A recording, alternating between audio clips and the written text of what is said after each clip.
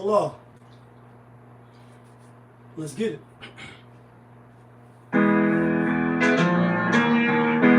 Yes. Yes, 2 times. I know the vibes. She like, ooh la la, we breathe. They go, ooh la la, we breathe. Like, ooh la la, we breathe. They go, ooh la la, we breathe. On Friday, ooh la la, we breathe. Best day, ooh la la, we breathe. Bless la la, we breathe. Ooh la la. Looking for M's like a... Looking for M's like I lost a friend. Hop up out the bed like, where's the bread? What it do, people? You're now tuned in. Popovich TV. We live, we rolling, we unscripted, we authentic, that feeling. Back up in here one more again.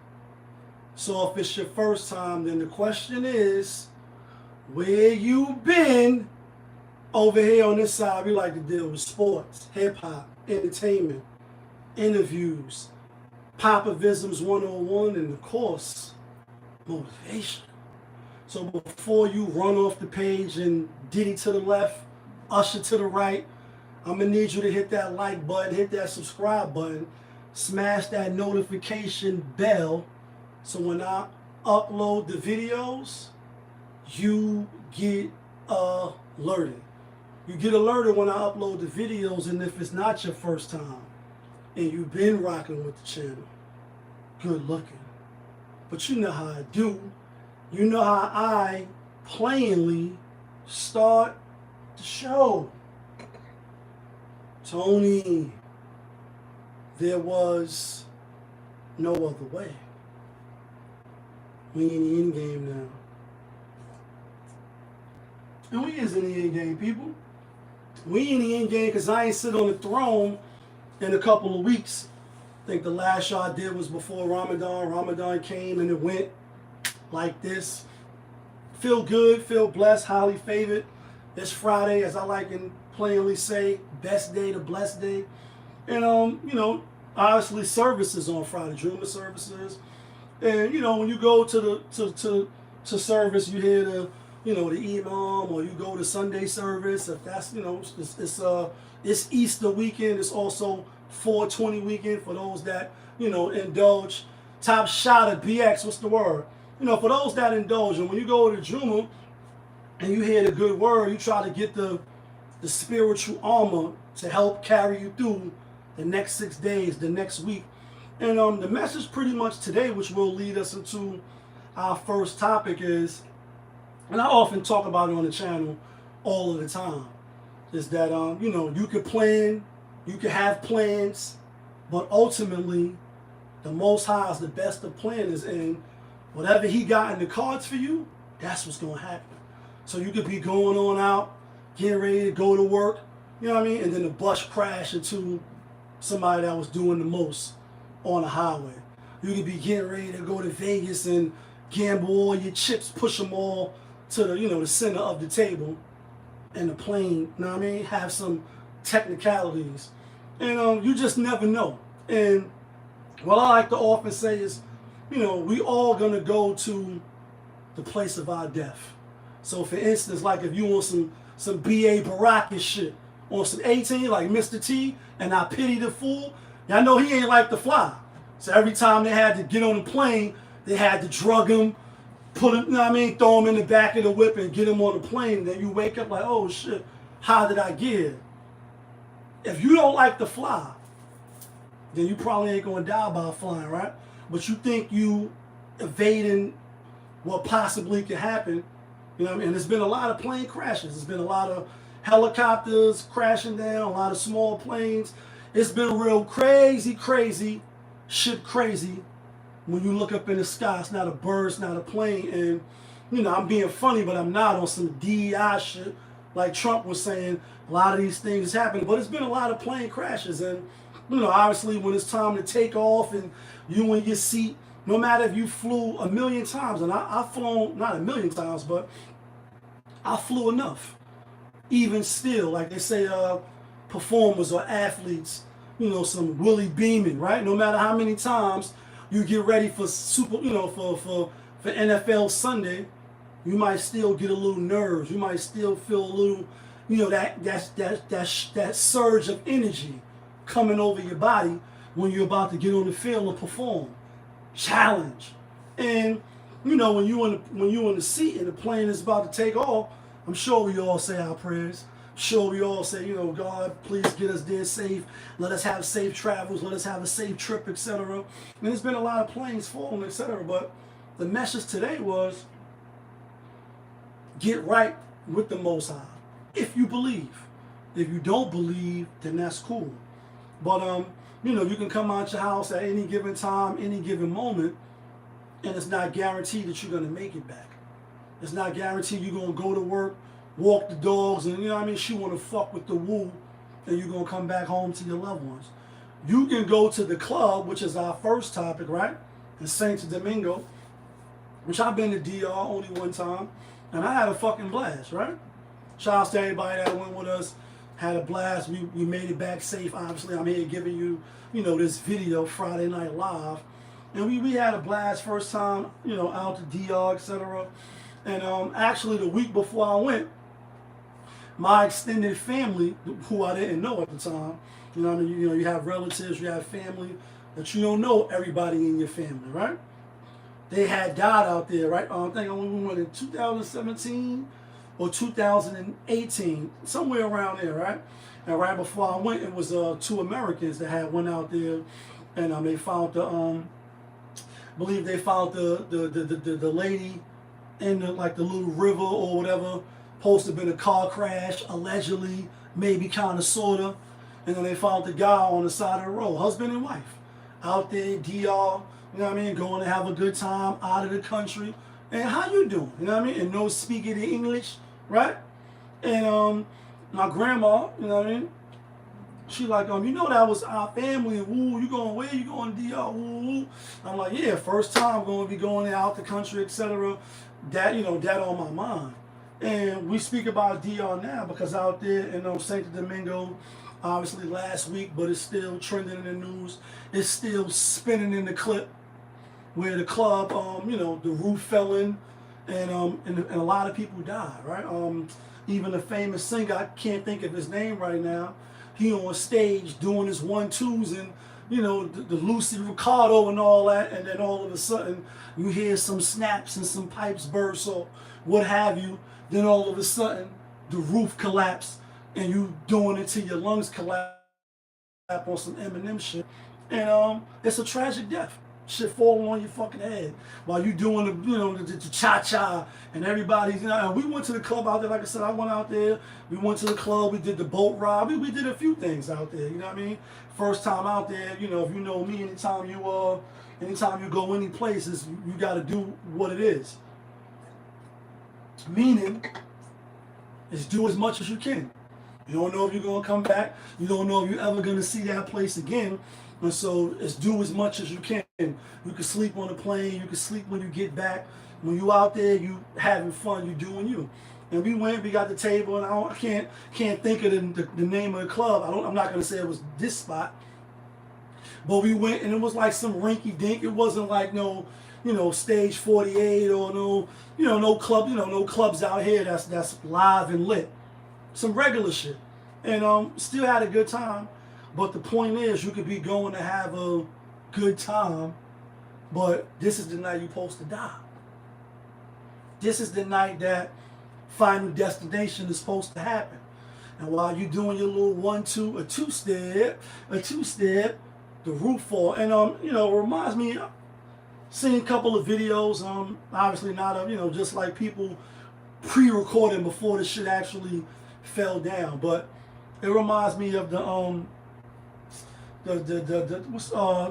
dancer, one of the like backup dancers. I don't know if it was for J-Lo or Beyonce or somebody, right? It was one of the dancers, and the fucking chandelier or some like the TV monitor or something like that fell down and it hit the dancer. It didn't kill him initially, broke him up real bad. You know, the video kept spinning in the clip, and it was like, damn, that shit looked like it hurt. In the same way you would stomp a cockroach or a bug or an ant or something like that, the roof fell on these particular people this night, and you know, they have a clue, even though some videos it look like some ladies, like they seen like some little, you know, sheetrock or whatever falling down. You can see them rushing to, you know, trying to get out the way. And, you know, with the music playing, you want a setting like that, that's the last thing you're thinking of is the roof gonna fall. This building ain't been inspected 20 years, 15 years, 10 years. It's like when you get in the elevator, right? And you go, you know, you get in the elevator, whether it's the projects and you in NiTe or you in a private building or what have you. Right there on the elevator, if you conscious or you paying attention, it show you the last date that that the city inspected the building. Everything is all systems go. And while you having fun, etc., just speaking on leaving your home, thinking you're gonna come back, not saying no prayers, not saying no supplications. And again, if you don't believe or you don't pray or whatever, then then let it fly. Like if the shoe don't fit, then let it fly. But in Islamic, belief, you'll often hear, brothers or sisters say, inshallah, which is translated to if God wills, if the Most High wills. I mean, like I'm about to step out and get on this 2 train, inshallah, if God wills, I make it back home tonight. Because you might get on the 2 train and nigga may pull out 2 pins and, you know what I mean, like explosion, overpowering, over the competition. I'm tired of like on some LL shit. We seen 2-3 years ago with the black older brother pull out on some Vin Rain shit, pull out the joint, gas canisters everywhere, shoot up the train, and you know what I mean. And you think you just going to work. You got the inertia flowing over your body. You tired. You was staying up late last night watching Netflix, so you tired. You're not even paying attention. You got the earplugs in your ear because you don't want to be bothered. And leave me alone. Let me just live my life. Just leave me alone. So you ain't paying attention to nothing. You on the train, you sleeping, but in the next car, a nigga is throwing tear gas, got the mask on, like mask on, mask off, pull out the hammers, Johnny Dangerous, and they shooting up the club. They shooting up the train. And you like, yo, this shit is crazy, crazy, shit crazy. And as I was looking at the story, the first lawsuits is now coming out.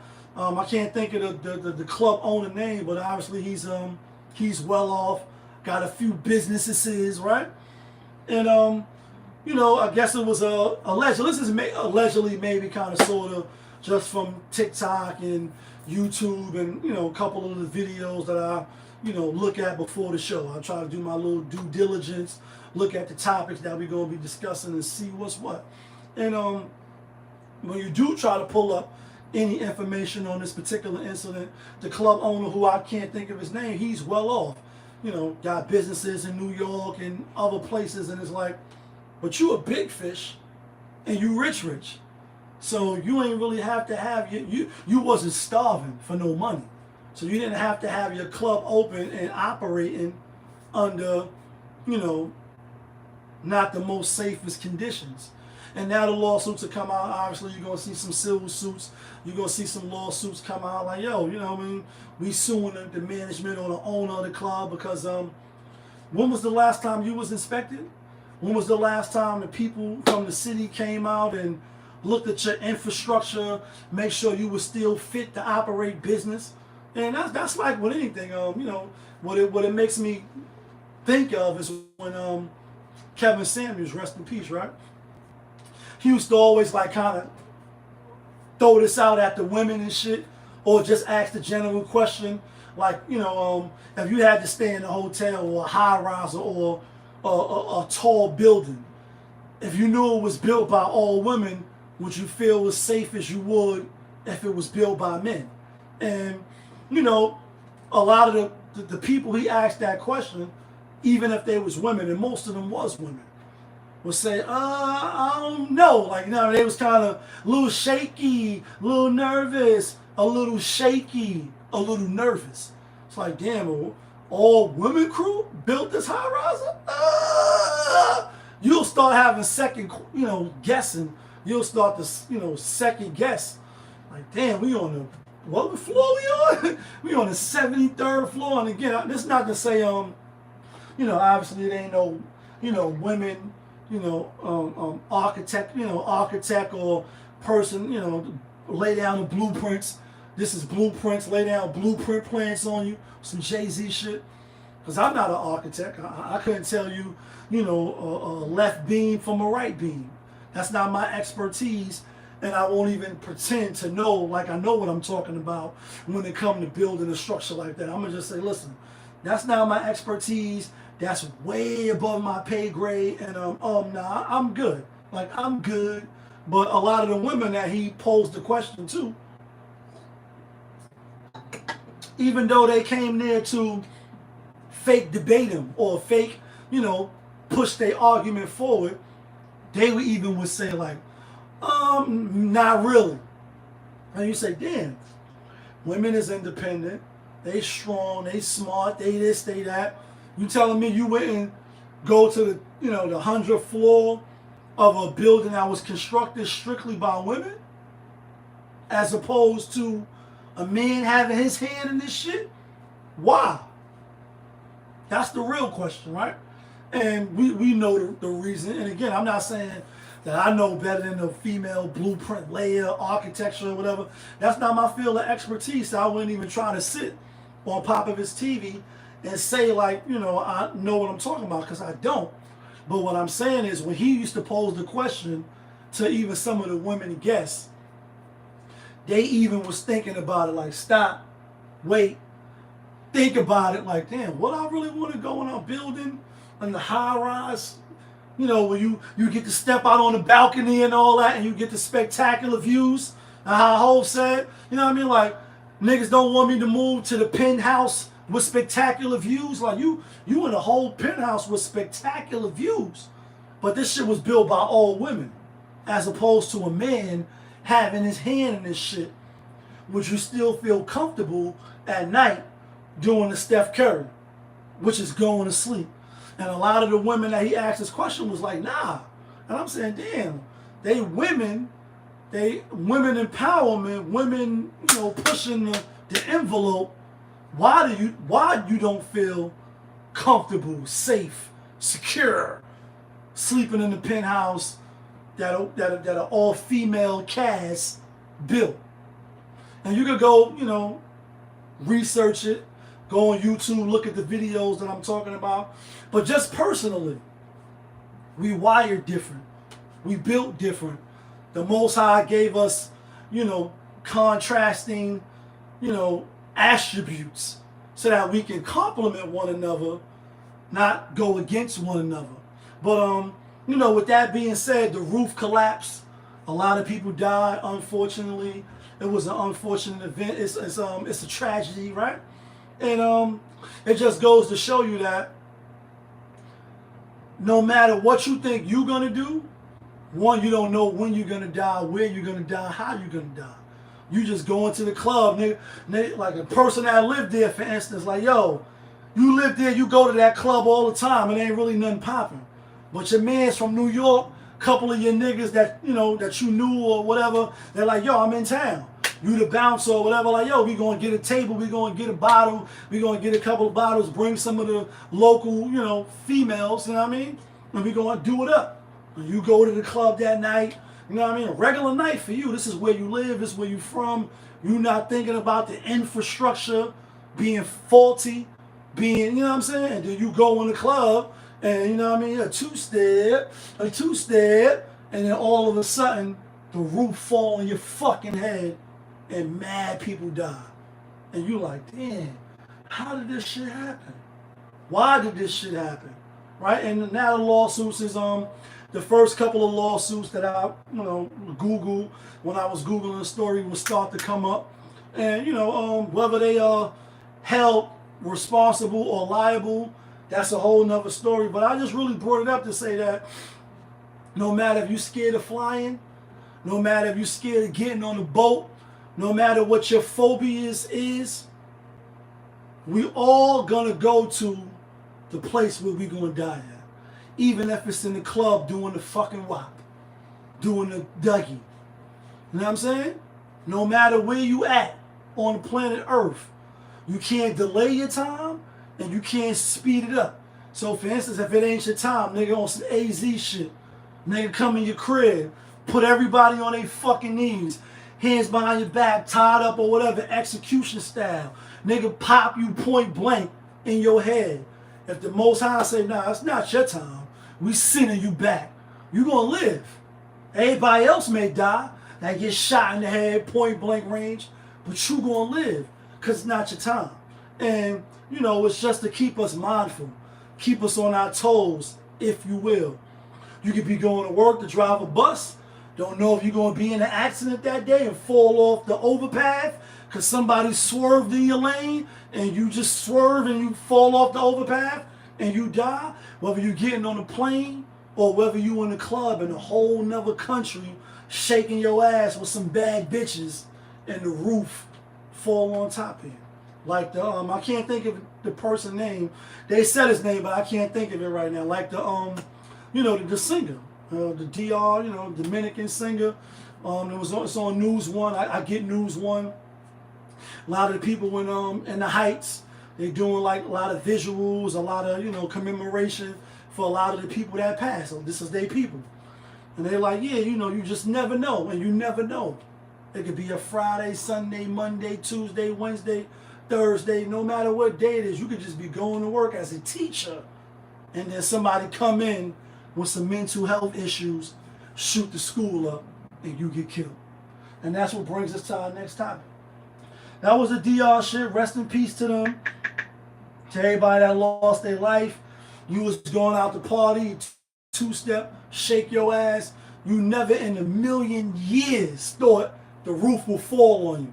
And this happened last week, but again, I'm speaking about it because I haven't did a show since, you know, right before Ramadan started. I haven't did no lives as far as Friday Night Live show talking about the trending topics. So I'm speaking about it. It's a week done passed, but some people are in lawsuits now, and you're probably going to see a lot of lawsuits coming out against the club owner, you know, maybe the architect or whoever the building inspector.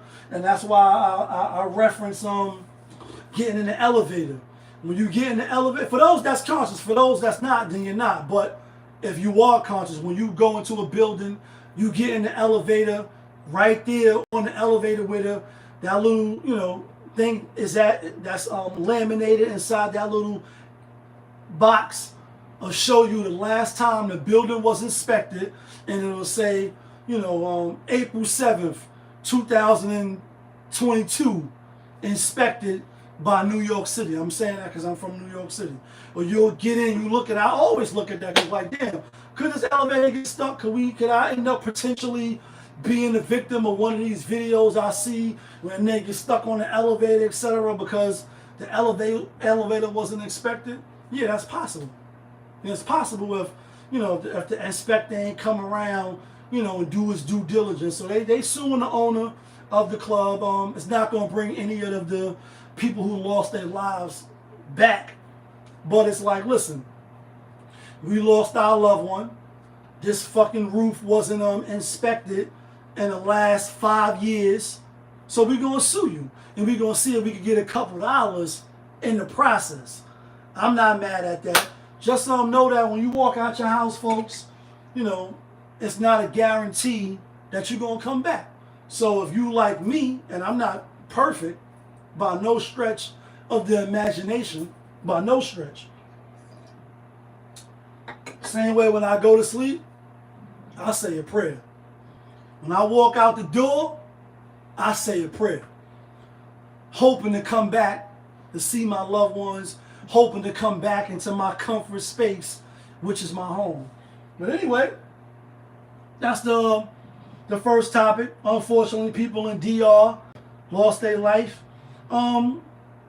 Real quick though, on a more personal level, you know, my aunt, who I call my aunt, you know, Keita, aka Makita Miller, etc. She she passed. We're gonna be having the visual in Harlem. If you're from Harlem or if you know her, and a lot of people do know her, they know my aunt, Danny, aka D Nico, right? Big time, as I affectionately call him. On 135th and 7th Avenue. So I just want to tie this into the DR shit. We never know when we're gonna go, so we should appreciate life. We should live in the moment. We should say duas or supplications anytime we're about to do stuff. And again, that's why I said, some people ask me like, yo, what you mean when you say inshallah? Or what you mean by that? It's just pretty much giving, the Most High his due.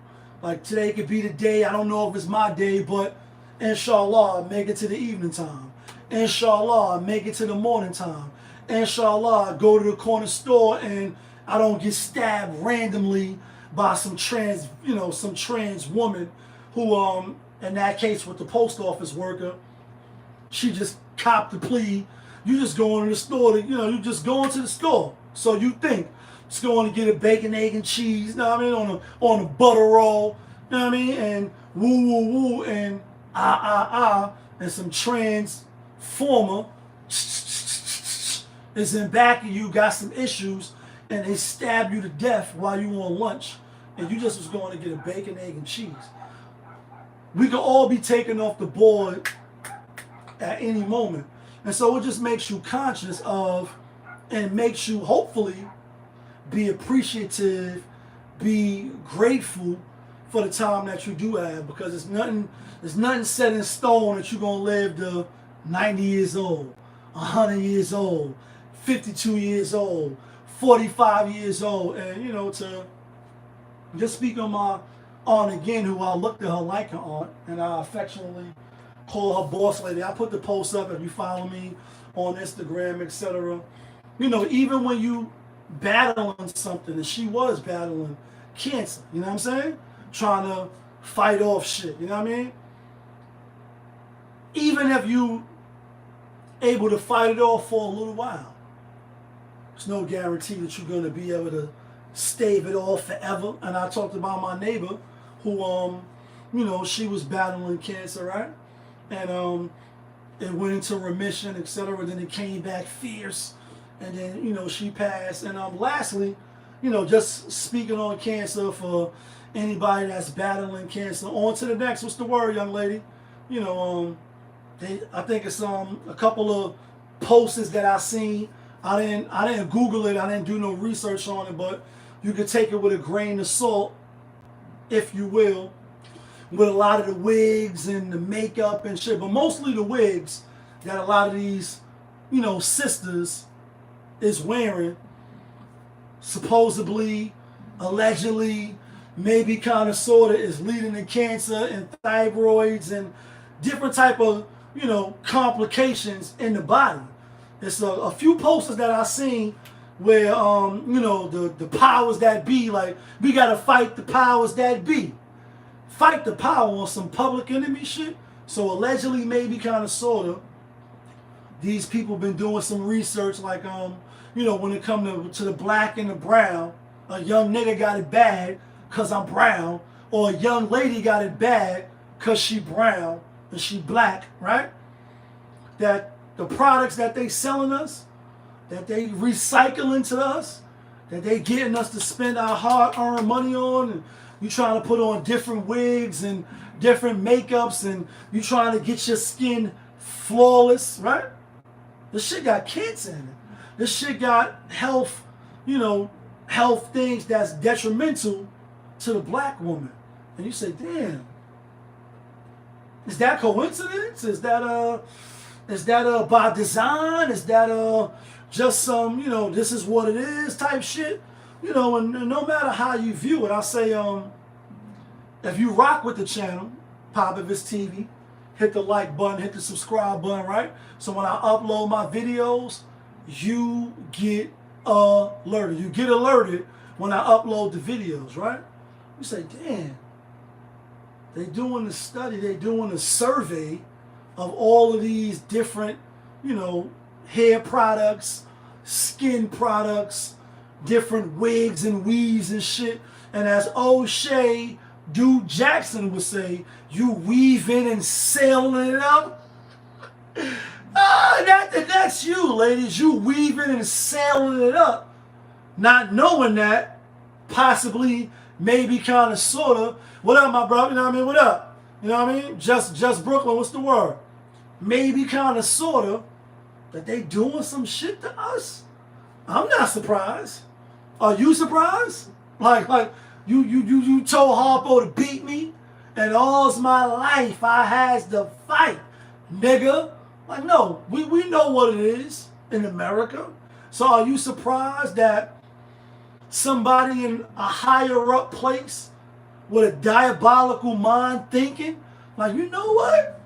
How we can knock these niggas off in our WGA on some Ice Cube shit? How we can knock these niggas off and put a little dent in their armor and they won't find out till years later? Put the shit in the fucking hair. Because these bitches is buying wigs and makeup on a regular basis. Like they buying this shit like it's food. So if we put a little dab of this, a little dab of that, they got that shit all glued on their hair. They think they killing it. They think they wavy. Some Max B shit. You the wave guard. Damn, years later, this shit caused breast cancer? This shit caused thyroids? This shit caused, like, huh? What? Oh, you ain't think that was diabolical like that? You ain't think because you was putting a whole nother person hair on your head and all that? And again, I'm not saying this is what it is. I'm saying I seen a few posts of somebody who said they did the research, that now that it's come to the forefront, that a lot of these things that these sisters, our moms, our sisters, our cousins, our little nieces in them, right? Even our little nephews in them that want to be on some feminist shit.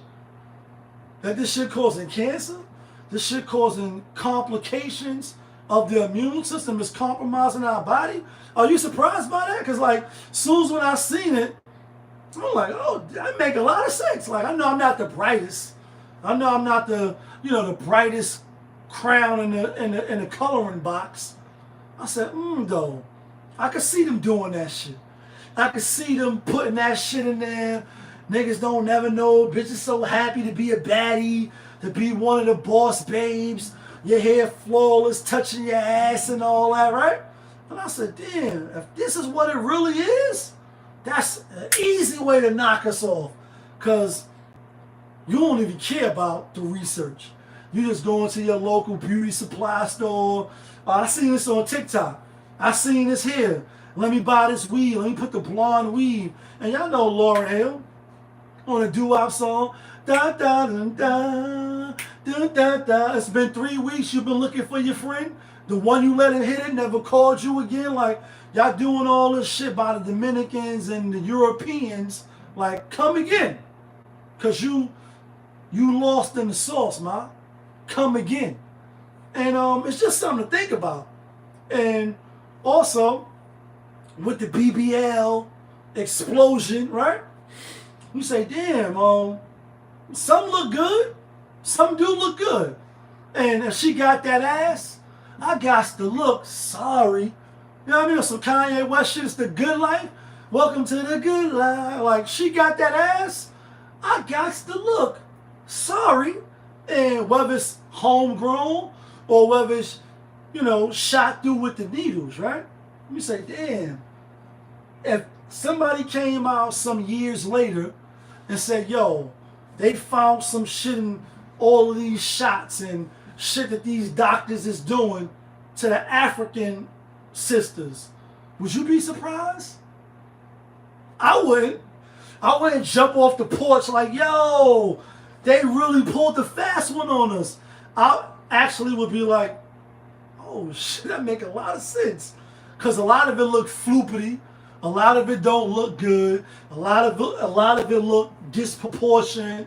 And it just doesn't, it doesn't look good. You say, damn, not only on top of the salt to injury that it don't look good, but and they put a little extra sprinkle on there.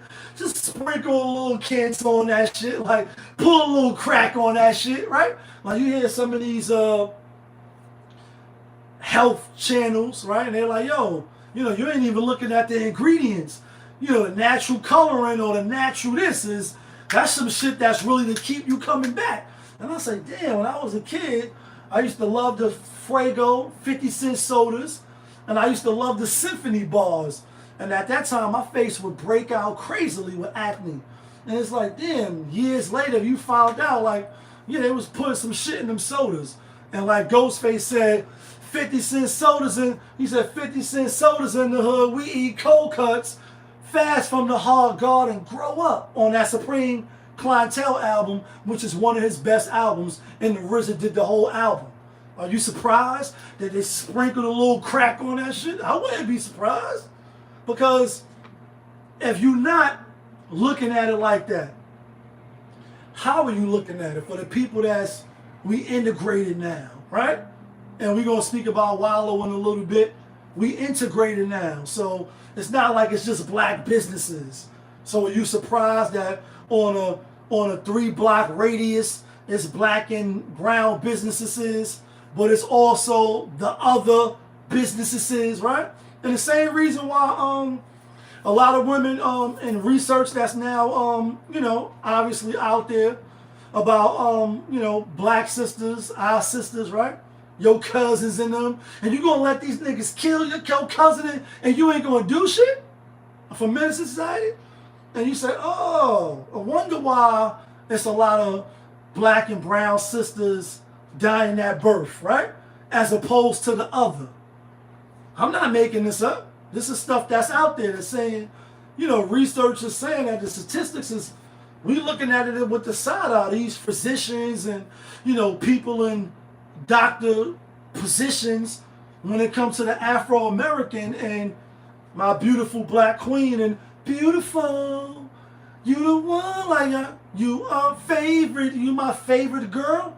Why are we dying on the table when it comes to giving birth or comes to, bringing life forward, or why we have so many complications that the other counterparts don't have?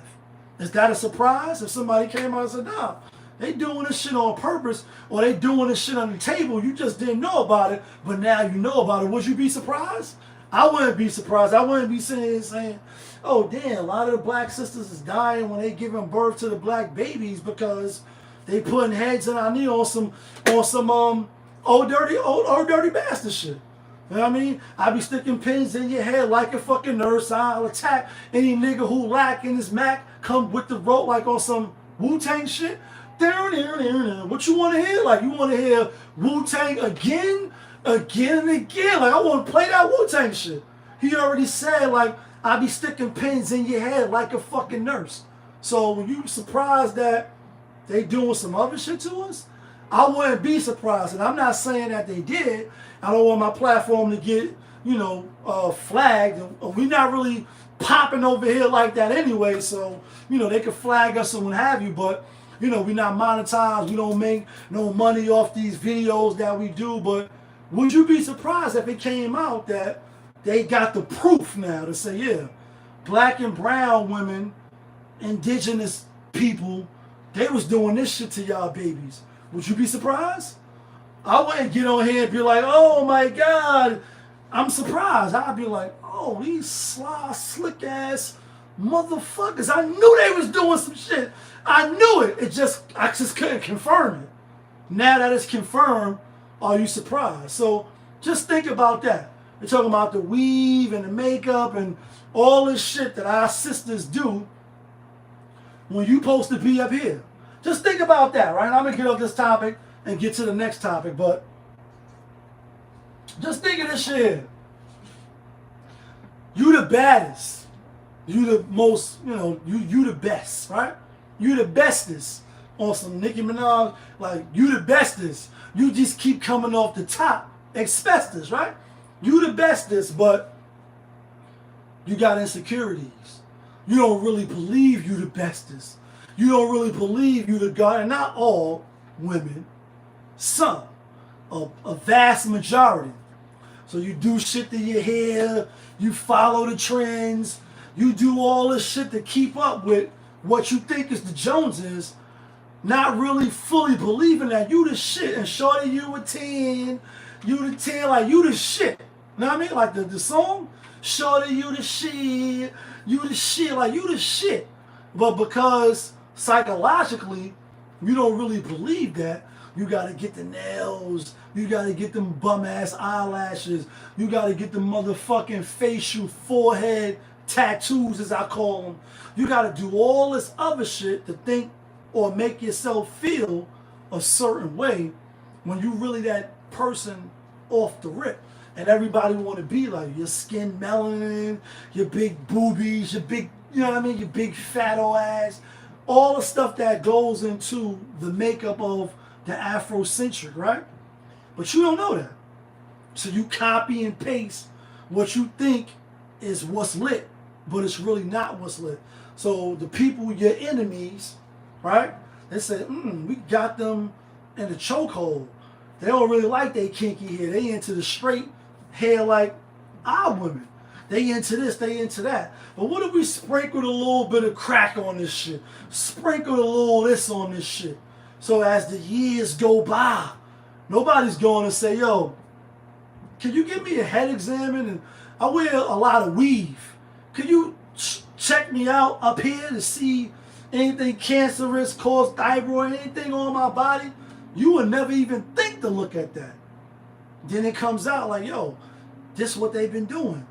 Would you be surprised? For some people that y'all say hate us, don't fuck with us, don't rock with us, would you be surprised?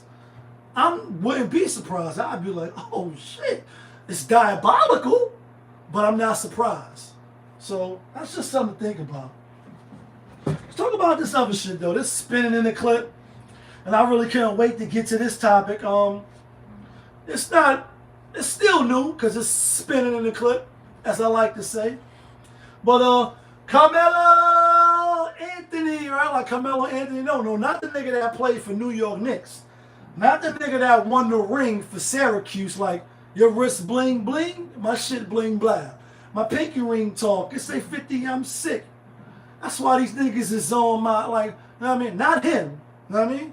They're half Puerto Rican, half black, married to Lala, they had kids. We talking about a K. K-R-A, you know what I mean? K-R, I mean K-A-R, you know what I mean? Mellow. And a lot of people are talking about this incident. And rightfully so, right? Rightfully so. It's spinning in the clip. It got a lot of people engaged. It got a lot of people agitated and feeling some type of way about him, defending himself, maybe not defending himself. And I want to talk about it, obviously, as everybody else talking about. I definitely want to give my spill. It may not be what you think, though. So first and foremost, right, I have no kids, right? If you rock with Pop His TV, you know I don't have no kids. Shooting from the gun. I help raise 2 boys, right? Single moms, etc. Dad maybe not be around in the picture. And I played the role, like, you know what I mean? Like, everybody plays the fool. Sometimes, I'm not saying I'm a fool, I was being funny when I said that. And both boys I'm proud of. No gang activity, no jail time, no unwarranted babies, not menace to societies, and I had a hand in that, even if it's a small little bit, right? I'm proud of that, and I'm proud of them. Cohen Jones, proud of you. Zion Cato, I'm proud of you, right? Keep doing what you do. Keep on, living and, prospering, right? But I say that to say, even for them, and they're not my kids, if I had to choose between a phone call of yo Lee, yo Brown, yo Step Pops, yo whatever, I'm locked up, I just stabbed somebody to death, stabbed them in the heart one time and they dead. Or, yo Brown, yo Lee, yo Step Pops, yo whatever you want. Anything goes when it comes to hoes because simping ain't easy. Nah, simping ain't easy, nigga. And that's a Big Daddy Kane and Greg Nice reference. But they were saying pimping ain't easy. I'm just being funny, but I'm not. Anything goes when it comes to hoes because simping ain't easy. Nah, pimping ain't easy. No, pimping ain't easy, nigga. Pimping ain't easy, but simping is hella easy. Because all y'all niggas do is jump in these bitches' DMs and I'm going to drink your bath water and you a queen to be and you this, you that, you X, Y, Z. And I just sit there scratching my head saying, damn, is that really the case? It's not the case.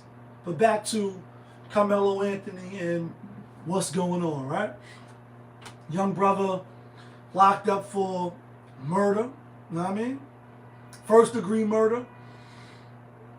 At the high school, after the game or whatever have you, football player, and Austin Metcalf, you know what I mean? Not DJ Metcalf, Austin Metcalf, the twin brother. They approached them, told him, yo, you in the wrong section. Get up out of there. I pointed out that I don't have no kids from my own self, even though I'm proud of who both of them became, who they are now. Some of you ladies that's in these comments under these posts, y'all will want to date the boys that I raised to be men. Y'all will want them in your daughters' lives, as opposed to some Pookie and Ray Ray and some suck-ass young brother, right? So I'll say some suck-ass nigga, right? Some nigga that's long gone, don't got his head straight, not doing the right thing, gonna crash out, not emotionally intelligent, right? Can't read past go. You don't pass go.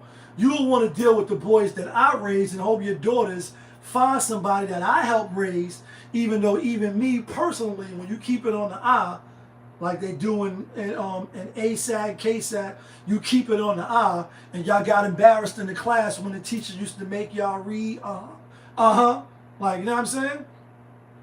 I'm not the greatest of human beings. Pulled burners out, pulled burners on people, shot at people, shot people. Been to jail a few times for getting it in, doing the fucking most.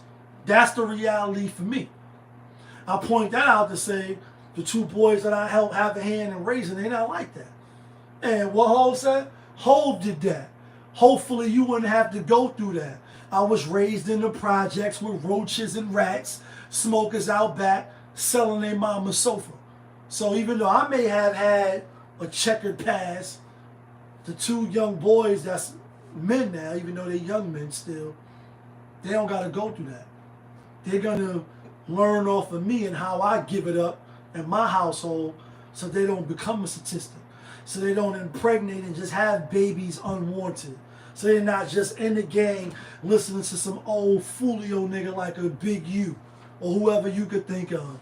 Telling nigga, yo, this is what you gotta do and woo and and if you don't, we gonna run down on you. They're not involved in none of that.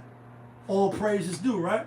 So Carmelo Anthony, right or wrong, he's in a crazy situation now.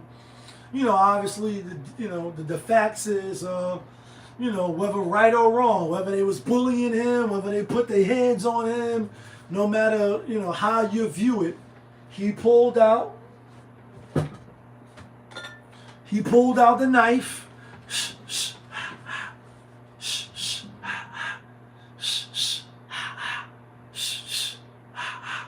stabbed that man right in the chest, and he died, right? Austin Metcalf. I say for the boys that I helped raise as parents, because I really pose this to y'all. This is the angle that I want to approach this topic, right? A lot of the comments that I seen under the various posts, one black folks like, yo, black first, B1, B1 first. I'm B1 first too, meaning black first, so you represent the red, the brown, the green, like with the key Sissies. I'm being funny, but I'm not. Right? You black first. So you rocking with black. Anything black, you fucking with it. Anything that's opposing that, you not fucking with it. I'm with you. I'm with you. Like, that's your family. That's your cousins and them. In the back office where nobody can see us, I could tell you in your face, like, listen, you was wrong for doing that. You fucking jumped the gun or you violated woo woo woo. But when we in the public, in front of the public, the media, whoever's viewing us, whoever's judging us, I'm on your side, nigga. I'm riding or die with you. And la la la la la la la, come with me. Hail Mary, run quick, see. What do we have here now? Do you want to ride or die?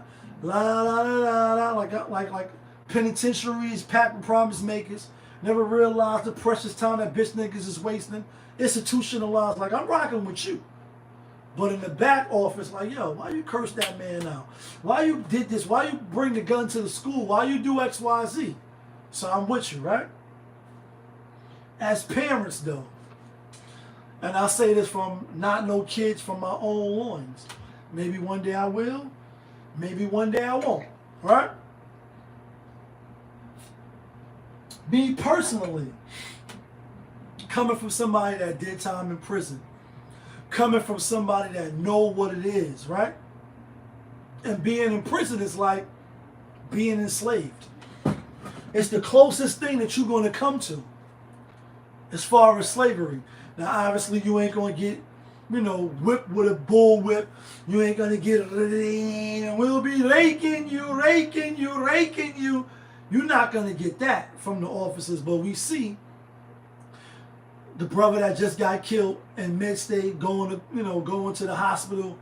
They killed that brother. They beat him to death. They killed him. So you can still get killed. You still can get taken off, but I mean in the overall where they just doing what the fuck they want to do. You might not get no child. You might not get no phone call to your moms. You might not go to the funeral of your closest of kin because they bullshitting with you, but it ain't going to be like slavery, right? But it's the closest thing. As parents, and that's why I preface my whole statement by saying I don't got no kids from my loins, so no matter how I feel about the two boys that I help have a hand in raising and they doing well for themselves, I never really technically would know how it feels like to be a real father, real moms who birth some kids. But I say that to say, as a step parent, as a parent who, loved their stepkids or stepped in the role of a stepdad, right? Call me a simp or whatever you want to call me. What phone call would you rather? Would you rather the phone call of your stepson or your real son calling you saying they caught a body in the streets, need a body, right? On some fame shit, on some Raising Canaan? Or would you rather your stepson or your son call you and say, I just got my ass whipped, my nose broken, they even broke my arm. They ran me down, chased me down. I tripped and fell, broke my kneecap. These fucking racist crack ass niggas, they did me dirty. Or you caught a body and now you got to fight a body. Which one would you rather? Because a lot of these posters from these misandrists, these dudes, one dude hit me back like, yeah, he gonna be alright, talking about Carmelo Anthony. Like, he gonna be alright while he in there, his commissary gonna be straight, and even when he come home, he gonna be good. Who's to say he gonna come home? Because, if you ever did time, right, and because of the comments or from some of the comments, I could tell a lot of you never did time, and I'm not wishing that on you. I'm not saying, yo, I wish you get on that Yakisobe chili corn line. I'm not wishing that on you. I'm not wishing that you in Attica where they tapping the gate and you walk. They tap the gate and you stop. They're not even verbally talking to you. They training you. Walk, stop, move. You know what I mean? And if you don't comprehend, you're going to get your ass whipped.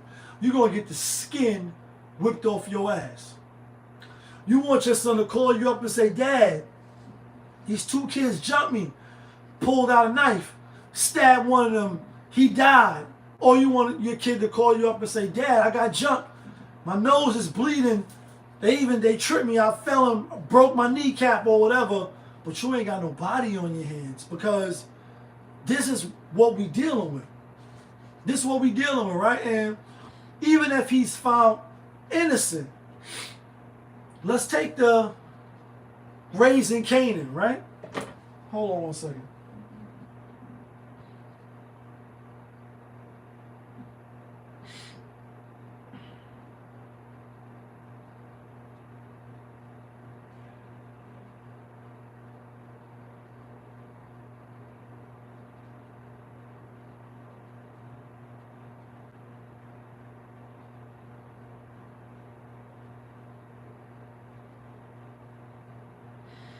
One second, folks. Let me send this link to this guy. Yeah, kid. Where's the link at?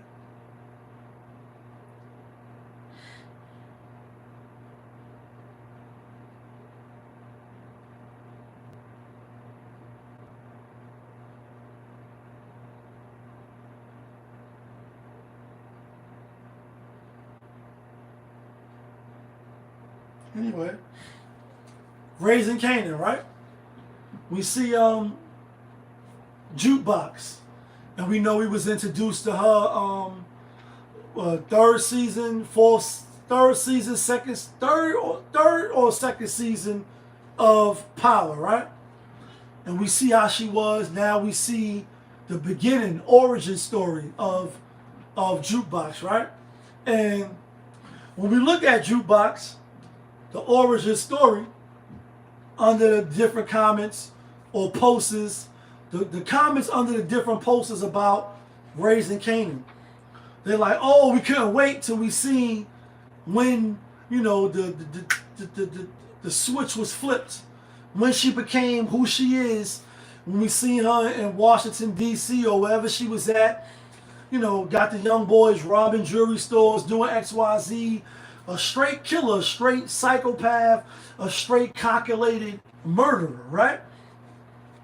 Under the comments of a lot of these posters, you see the people say, yo, you know, the body that she caught with Marvin, her father, she caught the body, episode 5 or episode 6, Raising the Canaan. This season that's out now.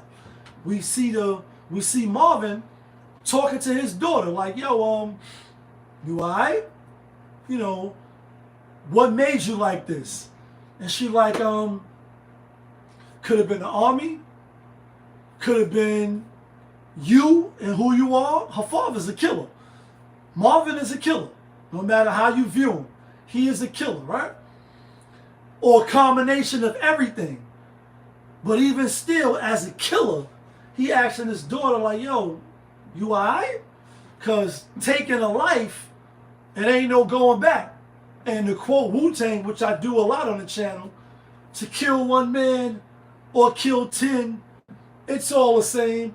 Besides, they can only kill you once. Huh? What? What we talking about? Like, they can only kill you once. So even the killer, and I know some killers, like to all the killers in $100 billers, to real niggas who ain't got no feelings, I know real killers who took life, right? Even in their mind, even in their own personal, private thoughts. Wish they didn't. Wish that they didn't take life. Because it can fuck with you. It can do something to you mentally, right? So that be a 17-year-old high school student to kill a life, and when you read the story or you go digging and searching, it says that he was asking the police, so can I claim self-defense? Is he alright? Is he going to be alright? Like, you know what I mean? What's what? And you say, damn, yeah, 17 years old, you ain't even comprehend that you took a life. So whether he get off or he don't get off, who's to say that mentally he's ever going to be the same? And you got a lot of people like, yo, we rocking with him because he black, and, you know, these white motherfuckers, they done do us dirty for so many years, and woo, woo, woo, and and I would agree with you. I would agree with you. But I would ask you as a parent, I would ask you as a parent of a young adult, a young human being, somebody you love, somebody you birthed, somebody like in my position, who you just played the second fiddle on some stepdad shit. Do you want your stepchild, your son, your daughter calling you, saying that they caught a body or they got jumped and they're going to live to tell their story another day? Because that's what we're talking about. I'm talking about, could you have walked away in prison, before, and I did some time. If you're a fan of the show, I know I did time. I'm not running from it. I'm not hiding it. I did time, a few bids, right? And I done caught a lot of cases, shit that I did time for shit that I done got caught for, shit that I didn't get caught for. You know what I'm saying? You play with them hammers, put hammers in niggas' faces and all that, you know what I'm saying? My thing is this. It's the Red Hulk from the Captain America movie. If you as a parent had the choice to decide whether your child, who you love, who you birth, who you want to protect, who you want to keep safe, had the option of calling you and telling you, young cashier, what's the word? That they caught a body and the streets need a body, or they got jumped. Because I'm thinking like, damn, when we was kids, right? My mom's, my stepdad, you know what I mean? I don't know my real pop, so like my own life story, how it ended up evolving, I only know my stepdad. I don't know my biological father. They say, yo, sticks and stones will break your bones, but words will never hurt you. Like, you better think, because 15 seconds of anger, 3 seconds of lashing out could get you life. That doesn't apply for this situation. Because I'm saying, damn, you ain't use your brain? Like, use your brain. It ain't the white man that's knocking us off. It's them that's knocking us off. And I say, damn, hold on. If this was my son, if this was my stepsons, and they was asking me for advice as a man, I would say, if you can get away with your pride and your dignity, if you could get away with not being jumped, not being cut, not being stabbed, not being shot, right? Walk away. Walk away. Pick and choose your battles. What's worth giving up your freedom for? You and the opposing team tent, they come in, whether they lost the game, and again, I wasn't there, so I'm not saying he was wrong or right. Carmelo Anthony. What I'm saying is, if he was my son, prior to this event happening, I would have been told him, I would have been sat there. He looked like he a good kid. He come from a two-parent home, like they at the press conference, what they were saying. His father, Dominique, when the moms, like for those that don't come from a two-parent home is, bad, rotten apples or something. It's like, listen, if you can avoid a confrontation, avoid that shit. That don't make you a pump, a pussy, a faggot, a bitch ass nigga. None of that. It means that you was able to use your smarts. You was able to evaluate the situation, and you got up out of there. A lot of times, when shit pop off, they're like, yo, I think niggas is about to pop off. Let's get up out of here. You ain't no bitch ass nigga because you read the signs, you seen the writing on the wall. You like, oh, these niggas came, these niggas been here that they got beef with. You know what I mean? Somebody may have a gun or a weapon. We ain't even gonna stick around and see if niggas pop off. We out of here. The fuck we gonna wait around for the gunshots to go off? What we waiting for? What are we waiting for? What you telling your kids? And again, I asked the brother that was hollering at me. I'm like, you never did jail time, my nigga. You don't even got no kids. You can't have no kids. Because if you had kids, I don't even got kids. From my own, shotgun. I don't even got kids. But the kids that I did have a say in raising, I would rather them call me up and say, listen, I got my ass with 2 fucking cracker ass white boys. They jumped me, broke my nose. As opposed to I pulled out a knife and and now you locked up for murder. Really? That's not, to me, that's not even a choice. That's not even a hard thing to fathom. Locked up for a body at 17, your whole life thrown away, possibly, or you got your ass beat by two fucking racist crackers. Let's say that's the worst case scenario. They jumped him, they put their hands on him, they kicked him in the nuts, stomped on his face. Okay, cool. We got a chance to get some get back. You stabbed him in the heart with a knife. It ain't no get back. And the dude that I was arguing with online, he like, yeah, his commissary gonna be good, and when he come home, he gonna be good. Huh? What? That's how I know you niggas never did no time. Because you could go to jail with a 1.5 to 4.5, and you could end up with a 9 years flat like my man Love Dove. Ultimately, Love Dove is dead now. He came in with a 3 to 9. Ended up catching a whole nother charge, doing 12 years, 13 years.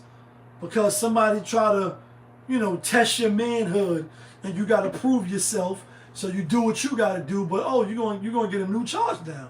You get a new charge. You get a new charge. You get a new charge. You get a new charge. You want your son, your stepson, your son that you birthed will help have a say in birthing, catch a body, or say I got my ass whipped. Nobody goes through life unscathed, folks. You could be Mayweather. Even he ain't going through life unscathed. You know what I mean? You might not lose in the ring, but nobody goes through life unscathed. You're going to be tried. You're going to be tested. And that's just what it is. You're either going to come out shining like a diamond, or you're going to fail the test. And for the brother, Carmelo Anthony, a lot of times you see under like relationship posters or posters when it's dealing with men and women and, the emotional, stability, intelligence, emotional intelligence. Women be always like, I want a man with emotional intelligence, and I want woo, woo, woo, and You don't think he overreacted? They told that man, yo, fuck you doing in here? You better get the fuck up out of here. Let me get the fuck up out of here. You gonna prove you tough? Who you proving you tough to? You gonna prove you bout it? Who you proving you bout it to? You gonna prove, that you can stab a nigga up with your knife that you brought? Who are you proving that to? Now you gotta face murder. Not attempt murder, not manslaughter, first degree murder. And the judge, while we speaking about the case, she dropped his bail down to $250,000. It was $1 million. I ain't mad at her for that. A lot of people was upset for the people that's viewing him like the menace to society or the bad seed in the bunch and, the rotten apple. He should get 1 million years. He should get this. He should get that. I'm just saying, dude, as a parent, from the press conference, right, and I guess the father of Austin Metcalf, he was there, to see what they was going to say or however the news media going to spin it. Do you think Carmelo Anthony's parents, you think they happy with what they going through with right now? Do you think they feeling the pressure of like, damn, I wish my son would have made a better decision because we can't protect him. We could pay for his bail and get him to go to court from the outside, and it's definitely better to fight your case from outside. But he don't look like he about that life. And just because you caught a body, that don't mean when you get in there, everybody gonna bow down and they're gonna say, we seen your case, nigga, little nigga. We seen that you stabbed a nigga out of fear and you was scared for your life. And here we carry razors, we carry oxens, we carry motherfucking burners that's long as, long as this sword right here. And you're gonna be washing drawers in here. You're gonna be somebody bitching here. And a lot of y'all women, your kids ain't built for that. Your kids is, good kids overall, good in the inside. They're not built to be in no prison cell. You want them to be locked up? You rooting hard hoping that they would have caught a body as opposed to throwing some blows. All right, it's 2 against 1. So what? I done got jumped plenty of times. Now I done pulled out a knife or whatever. I remember getting jumped by Shangar and them. Shouts to Shangar, right? Nigga from my block, right? And my man Angel ran upstairs to my house, grabbed the burn out the crib, came back like, it's a problem? Like, niggas, it's a problem? Like, cause it's a whole lot of y'all and it's only a little, it's only about 4 or 5 of us, but it's like 20, 30 of y'all. What's really good? That's different. Niggas jumping you ain't got no win, so you got a little knife on you, got a little weapon on you, pull it out. Like, I gotta defend myself. Niggas is kicking me out my head, they stomping me to the ground. Yeah, I'm gonna defend myself.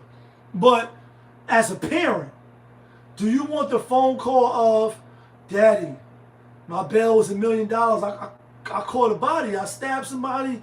He put his hands on me. Or do you want your child calling you saying, yo, I got a broken rib. You know what I mean? They could bust my eye socket out. I got some licks in. They kicked me and all that, but I'm good. What do you want your child to call you? What type of phone call do you want? As a person who don't have no kids, from his own shotgun busting off, I wouldn't want none of the kids that I helped raise call me and say they caught a body. I wouldn't want that for them. Because even if they beat it, like some people, they're going to beat it, woo, woo, ah.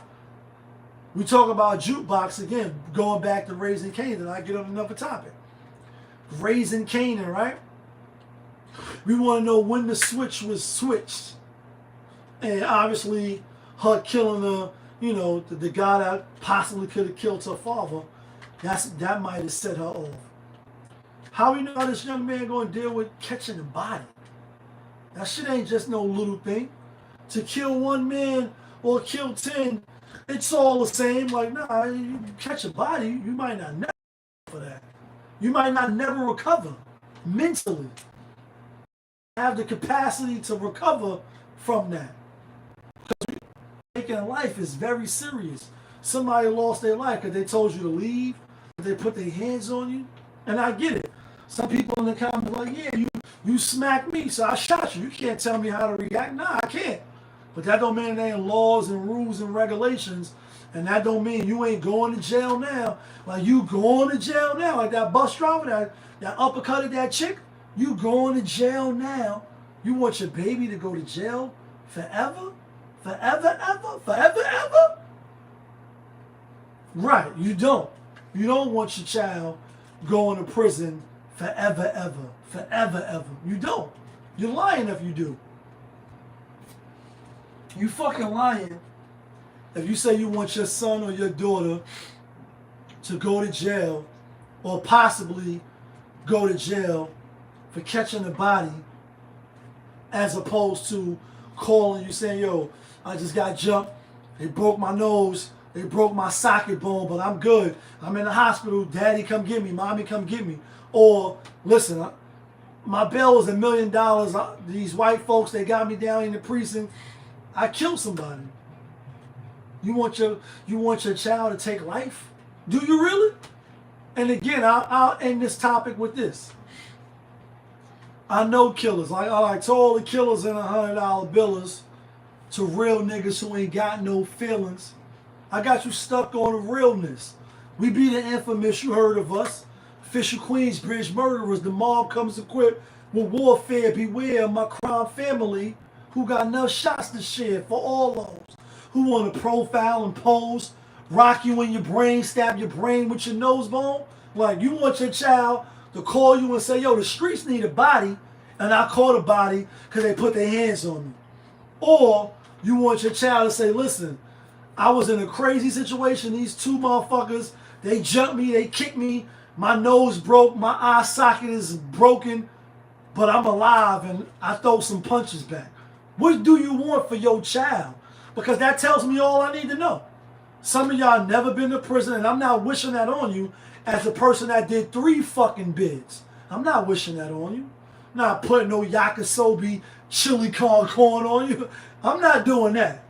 But I'm also trying to think of the psyche of you, to say you happy, you proud, you saying it loud, you black and you proud that your son or your daughter caught a body?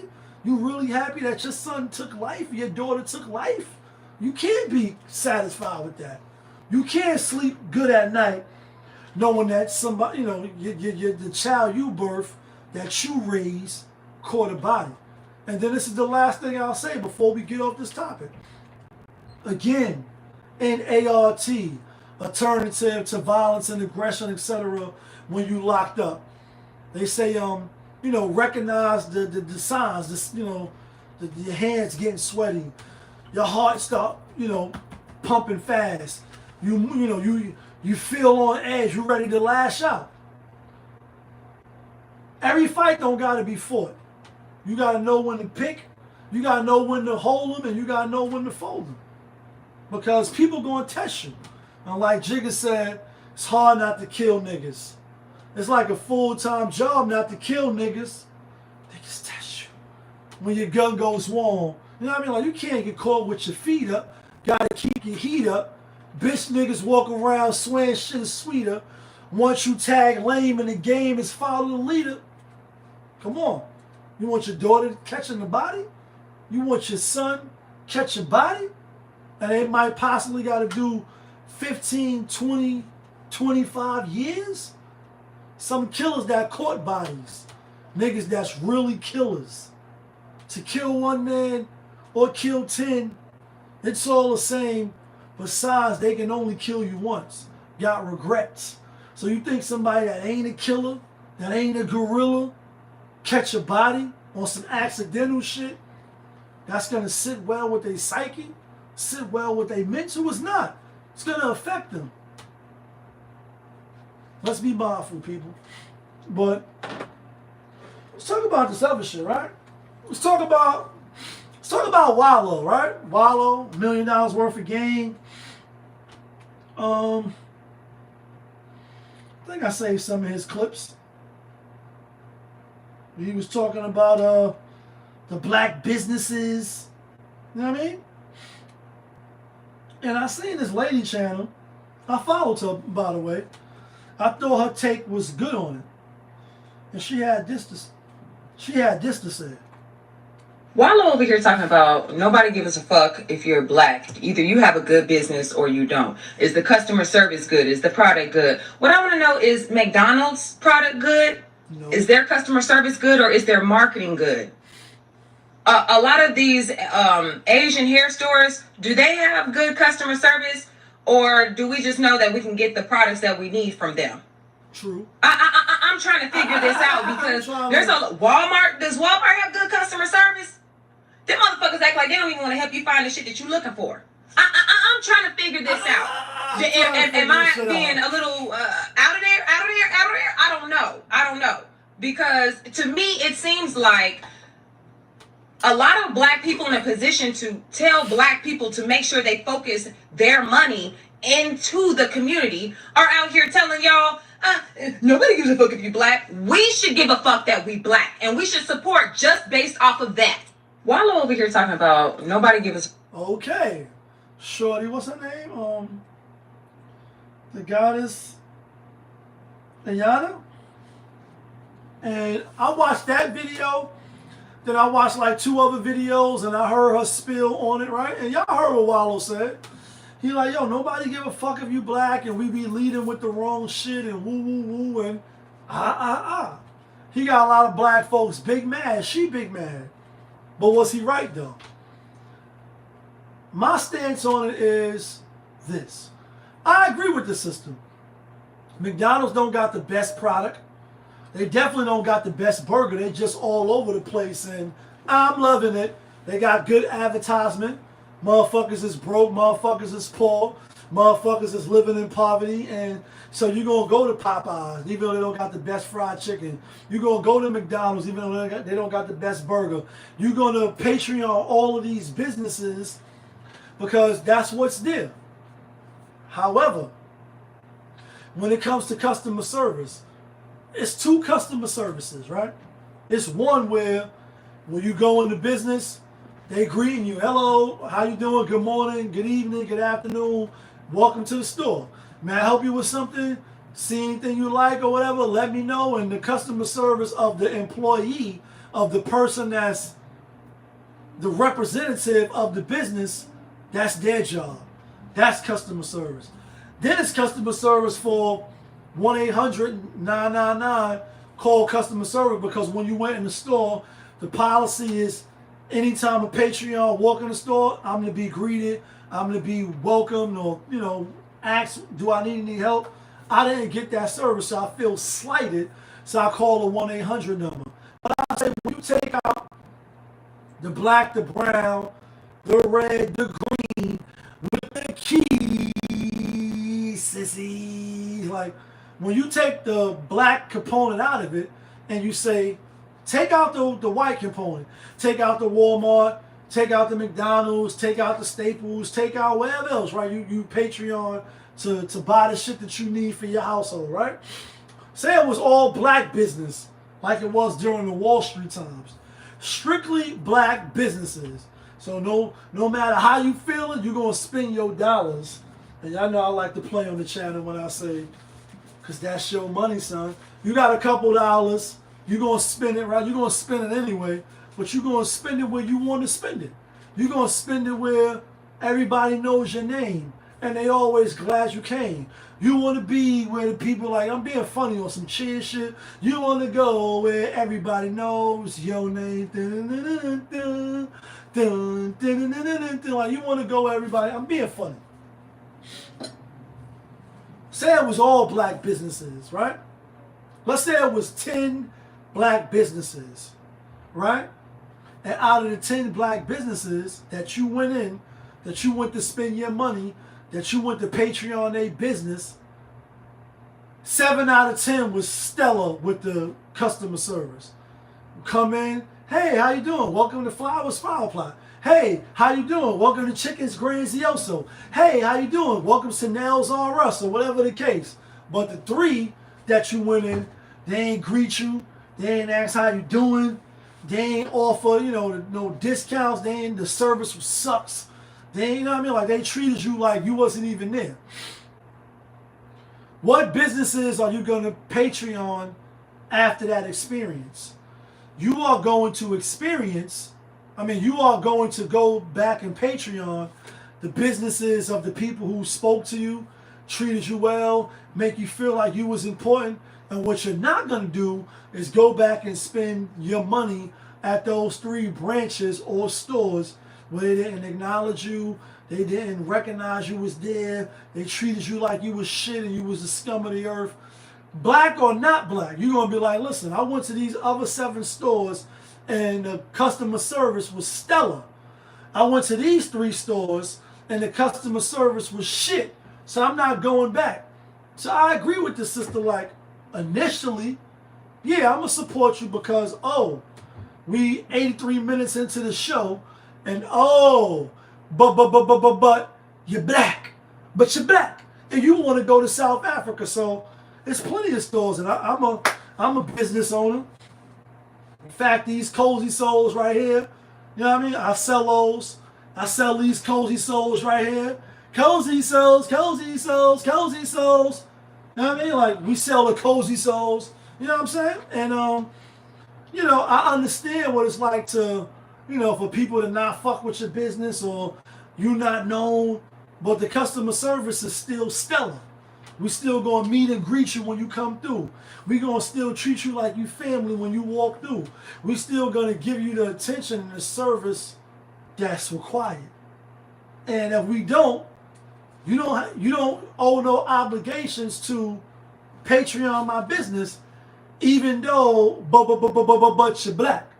Even though I'm black, I ain't got a Patreon your business. I'm coming to your business one time, and the reality is the reality. Not all, but a lot. A lot of black businesses, the customer service sucks. So just because you're black, should I keep coming back? The food is trash. The macaroni tastes like wood, and the chicken just ain't no good. You know what I mean? Like on some to the hip, the hop, the hip, like the chicken just ain't no good. And the macaroni tastes like wood. So should I still come back just based off the fact that you're black? No. I get it. Initially, you might get my business overpriced. It was a video that was going viral. I'm not sure if it was in Atlanta or where it was at, but the brother came in and he got some shrimp and some grits, right? Basic shit. And when he got his order and he walking out or whatever, he came back. He realized they only gave me a fucking scoop full of grits. Like, was this a mistake? And y'all might have seen the video. He goes back. What happens is the person that was behind the register happened to be the owner. And he like, listen, hey, young lady, or whatever, woo, and this is all the grits that I'm supposed to get? Because it's not much. And she like, yeah. And he like, really, or whatever. And I'm paraphrasing and I'm being verbatim. And she like, yeah, because I'm the owner. And he like, oh, all right, well, you know what I mean? Walked away feeling defeated. Like, I gave you $23 for one small piece of salmon and a scoop full of fucking grits? Are you crazy? Like, what? And it's like, I don't got to stand for that. I don't got to take that. Just because you black and I'm black? Hell fucking no. Is the service good? Is the customer service good? Is the quality of your business? Is the ambiance good? And again, I'm not trying to shit on no black business owners. I'm a black business owner, even though we shouldn't leave it that. I'm a small business owner. Yes, I'm black. Oh, but you're black. You shouldn't have to lead with that, but I get it, right? You want other black and brown people to know, listen, I'm just like yo, I'm black and I'm brown. Can you support me? You know what I mean? My shit is good. But if it's not good, then what? Should I still support you? Or should I go down a block where your competition that happen to be other than black, their shit is ranked a little better? When I walk in, they greet me. And it's like, listen, this is my money. Whether I earned it, whether I, beat somebody over the head with it, whether I did the most for it, no matter how I got it, I got it. I have every right to pick and choose where I want to spend it at. And if your business is not up to par, you're not up to snuff, then you can try to shame me all you want. And it's a shame the way you mess around with your man. Like, it's a shame, but listen, I'm not coming back to your business. And I quote, I don't know the lady's name, but we spoke about her, and we'll speak about her right now. The lady of the,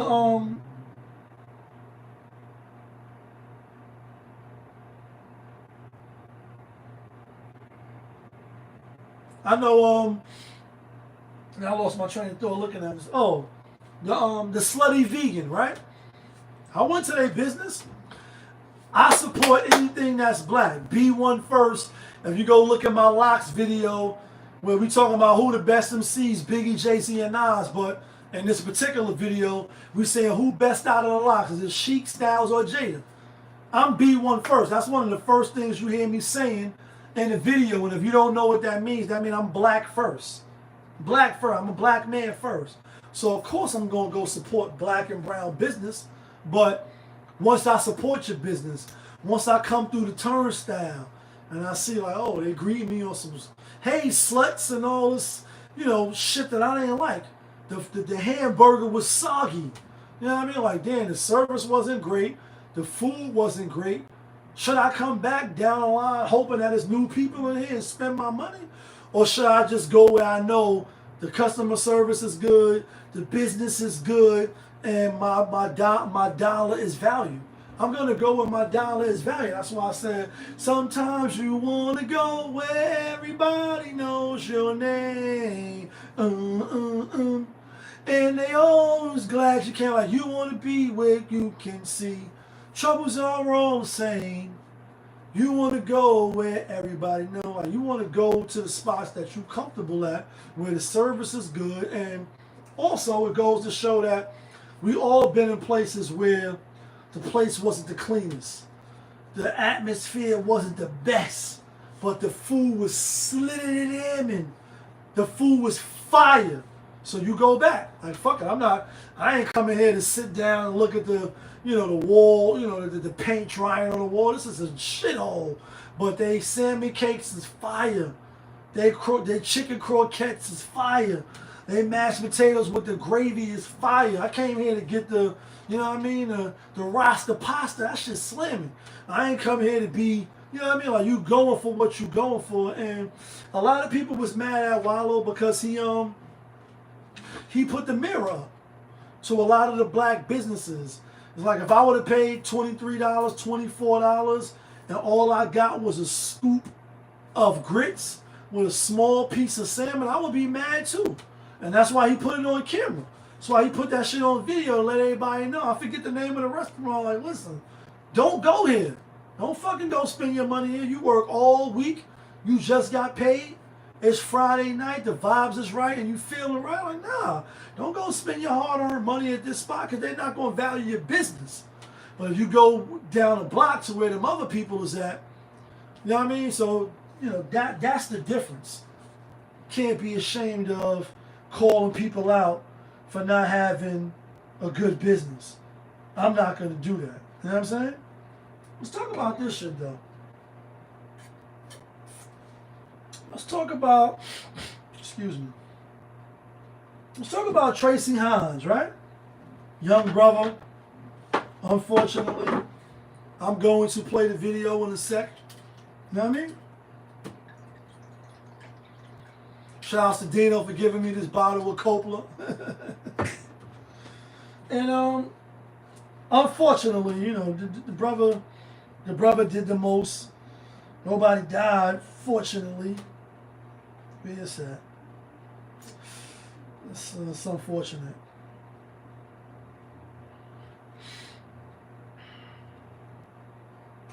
Ran out of 7 words. Last time fuck around be seeing y'all. Last time I'm talking to y'all, excuse my language, but I love y'all. I know I was wrong for what I did, but I didn't want to do it. But I had to do it. I'll be damned if one of us get buried again. I'm tired of us getting buried and nobody doing shit about it. My mama gone, my granny gone, everybody gone that I love. So I can't go. I can't go. I'd rather y'all see me like this, locked up, than y'all see me dead in the ground. And I know that's really what y'all, come on now. I know y'all don't want to see me dead. Come on now. What? Nah, what? Kill myself. But I know that's not what y'all want me to do. So let's be for real, y'all. I love y'all. Do you? Last time fuck around be seeing y'all. With regard to it. You're good, man. It's dangerous. Come on, Tracy. You gotta get go. You gotta go. I'm trying to use the video. Yeah, you good.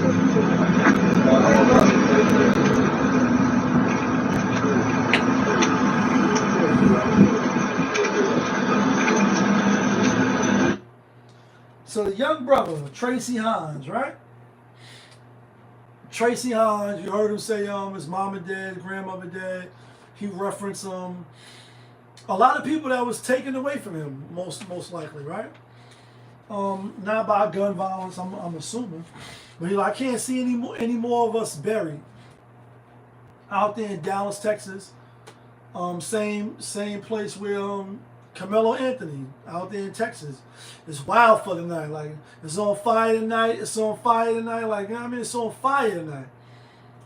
Goes to the school, shoot up the school. 5 to 6 people is injured. Turn himself in. You see him giving handshakes to the officers, and I say, what's missing? What are we overlooking? What are we not prioritizing when it comes to the young brothers that's running the streets, right? And I referenced the 2 young men that I helped raise. No jail time, no gang activity, no unwarranted babies.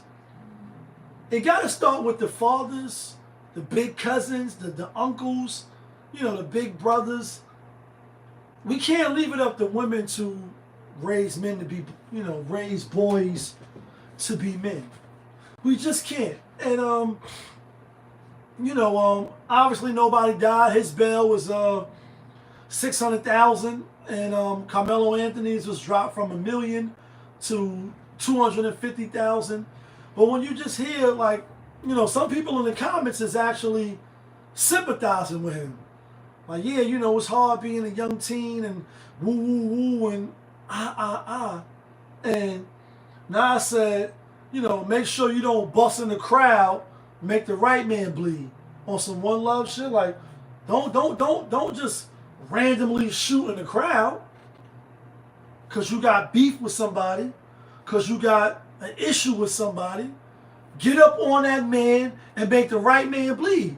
Because you know, a lot of times people is accident murderers. And you know, my last bit, again, I'm not an angel, y'all know that, right? If you fuck with the channel, then you already know that. Been to jail 3 times for carrying burners and, you know, putting guns in people's faces, selling drugs, doing the most, being a menace to society. God's butterfly. Alhamdulillah. What's the word, right? I'm not an angel, and I'm not glorified. Obviously, I got the gun prop from the movie, Deadpool movie. You know, it's just a prop. I'm being funny, right? I'm not glorifying anything that I've done, right? What I'm saying is, these young boys that's out here doing the most, where the fathers at? Okay, cool, the father locked up, father dead. You know, she chose wrong. She had a baby by a Pookie and a Ray Ray. Where's the uncles at? Where's the older cousins at? Where's the brothers at? Where's the other people, the other men outside and say, listen, young blood, I know your daddy ain't around, that nigga's locked up or he a deadbeat or woo woo woo, but you got your whole life ahead of you. For you to crash out now over some trivial beef is mind-blowing. Now, check it, right? He like, can't keep having us, you know, us die. Was it beef? Was it drama? Did the ops kill your moms, kill your grandmother, kill somebody? Did they die of natural causes? What's the trauma that was caused? Was you not hugged enough? You know, what's the word? And I speak about that particular instance, but it also brings to a broader topic, right? Which is, you know, lately a lot of people have been speaking about anxiety and, you know, the millennials, the Gen Z, not Gen Z. Gen Z is my Generation X is my era. Then it's the Gen Zs and millennials and etc. And they're like a lot of the people today. You know, they claim mental health issues. They got anxiety. Stuff is, you know, triggering them. And you say, damn, you know, I don't really recall a lot of people from my era having these issues, right? And maybe things have changed. Obviously, things have changed. And, you know, Big said, what happened to rapping Duke, the hard, you know what I mean? Like rapping them scale top jellies and niggas was all friendly, hanging at the barbecues, having brews, turn your pages to 1990. Niggas is getting smoked, G. Believe me. Talk slick, you get your neck slick quick, cause real street niggas ain't having that shit. Niggas step up to fight and shit, start lighting shit, they get hype and shit and start, you know what I mean? Like, you know what I mean? And young boys with no guidance, with access to, you know, dangerous weapons, say, you know what? My grandmother died. My mom's died. Niggas ain't hearing me out. Shit ain't going the way that I wanted. You know what I'm gonna do? I'm gonna do what them crackers do, and I'm gonna walk into that motherfucking school 1 year later, by the way, from the last shooting, which is boom, mind blowing, right? At the Wilma Hutchinson school where it should happen at. 1 year ago to the day, or you know, yesterday or tomorrow, will be a 1 year anniversary since the last shooting, right? Somebody opened up the back door, let him in. First couple of dudes you see, like, now, did these dudes do something to you? Did they did something to your family, your cousins? Why randomly shoot on some accident murder shit? And even though he didn't murder nobody, you know, Nas on the One Love joint, you know what I mean? He like, you know, before you bust up in the crowd, make the right man bleed. Like, make the right man bleed. Don't just, because you got a gun and you got access and you got the heart to do something and not be scared of going to prison for the rest of your life. Still make sure it's the person that you want. You don't want to kill no little babies, no pregnant mothers, no grandmas, no grandfathers. Like, your mans that's maybe just outside hanging around and your ops is outside. Like, you want to make sure you get up on the right motherfucker and you pop them and you kill them, if that's what you're trying to do. I'm not advocating that. I'm not condoning that. What I'm saying is when you do it randomly and you shooting blindly and you just doing the most, you end up hurting people that ain't even got nothing to do with it. And you think you tough. You think you a gangster. You think you doing, what need to be done. But really, you just a boo-boo the fool who might go to prison forever and ever. Forever, ever? No, forever, ever, nigga. You going away forever, ever. Because of the actions that you put forth. We need to be mindful of that. We need to be conscious of that.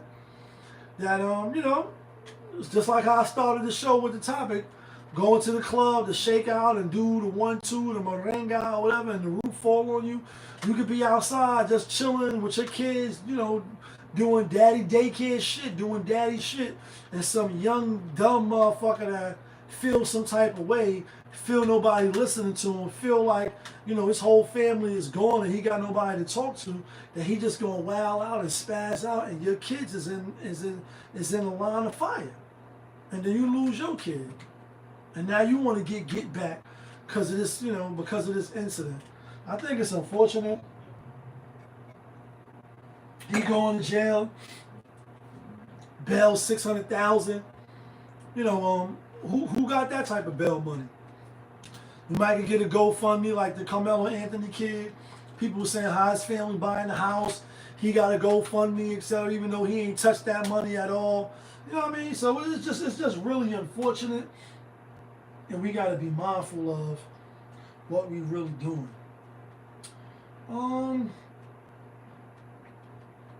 Anything else? Let's get to this last quick 2 topics, right? Hot 97 or whoever put up, and they've been doing it. They're doing this with the comedians. I seen one done for Atlanta. This one done for New York. They got Biggie, Jay-Z, and Nas and Jada as the top 4 MCs out of New York. A lot of people had a lot of things to say. Me personally, I seen another other post where they had Fab over Nas, which is ludicrous to me. Nas couldn't, you ain't even at the waist level. You know what I mean? A Fab ain't even at the waist level. But people like, who would you take off? And me personally, if you rock with the channel, who's the best MCs? Biggie, Jay-Z, and Nas. I don't have Big in the top 5 or really the top 10. And not because he wasn't nice enough, not because he wasn't that guy, not because he wasn't that dude, but because he was taken off the shelf too early. The body or the resume of work doesn't match up to the other people who is still alive, who's outlasting him. Like Hov went on to produce so many more albums since Life After Death.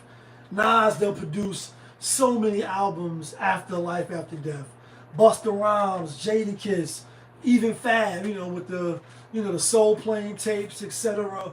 And when you think about anybody, and that cloth of MCs, even DMX, right? So many albums. How could you put Big on the top 5, when he only got 2 albums? I know, Puff Daddy, P. Diddy, right? P. Diddy Run the City. He put out the Notorious album, with a whole bunch of people jumped on the track, Twista, Mobb Deep, etc. But it's old verses. It ain't nothing new.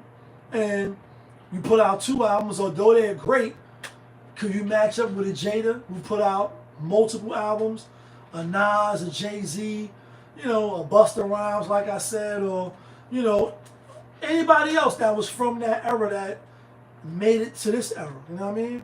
And so for those reasons, I take Big out. I take Big out on the top 5 Dead or Alive, and that's just off 1 LP. I got Nas, I got Hov, I got Nas and Hov number 1, number 2. I got Nas being number 1. Ain't nobody better than Nas to me. I mean, when you just think of the one verse, when you just think of One Love, the last verse, when you think I Gave You Power and One Mic, Revolutionary Warfare, Do-Rags, it's too many songs. I Want to Talk to the Mayor, to the Girl. Like, there's so many songs that separates him from other artists and other people. Obviously, with the last 3 years, him putting out 6 albums, you know, the King's Disease 2, the Blue Magic. I mean, like, it's just, who fucking with Nas, right? So there's that. I don't got Big in the top 5 because he was taken off the shelf, unfortunately, too early. The last thing, do I have it here? The last thing I want to touch on. We ain't get into the Trump and the deportation and the guy that's supposed to be MS-13 and his wife claims she beat him and all that. We ain't gonna get into all that. It is what it is. What we will get into is playoffs. Don't talk to me about playoffs. I just hope that we can win a game and another game. And the playoffs should be set. Miami did beat Atlanta earlier in the season. And looked like Memphis beat Dallas. There's 5 seconds left. Dallas 103, Memphis 118.